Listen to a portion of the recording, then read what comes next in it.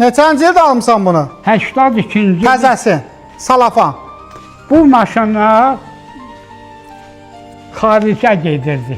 O vaxtda maşını ticarətçi yox, kombaynor, Kimisi isə video ferma olacaq. işçiləri, pambıqçı, o qabaqçılara verirdilər o da növbə ilə. Ondan sonra bir də planda olmayanda o rayona maşın verirdilər ki, rayonun da planı vardı da şeydi. Mingəçevirdə gezirdim, hüzur olurdu, hara. Bir də mən deyim ki, o çay var, Tülyan çay.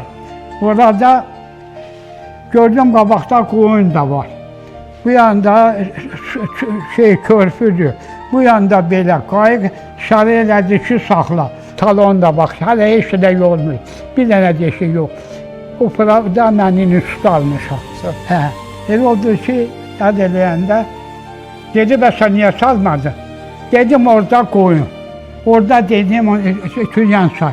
Mən dedim, 5 dəqiqədən ötədi, hadisə eləyin. Ver bu pravanı. Çıxartdım, verdim. Vaxtı talona yada gördü, neçə ildir, buna bir deşik də yoxdur. Hə, təmiz idi. Dedi, Allah. Gəl gedək ki, o qədər ayağım yüngüldür. Kim olmasa mən yola salmam. O şeydir. Allah tanısın. Hə. Çünki Özündən müğayət ol baba. hay Allah o kişi məni saxlayır.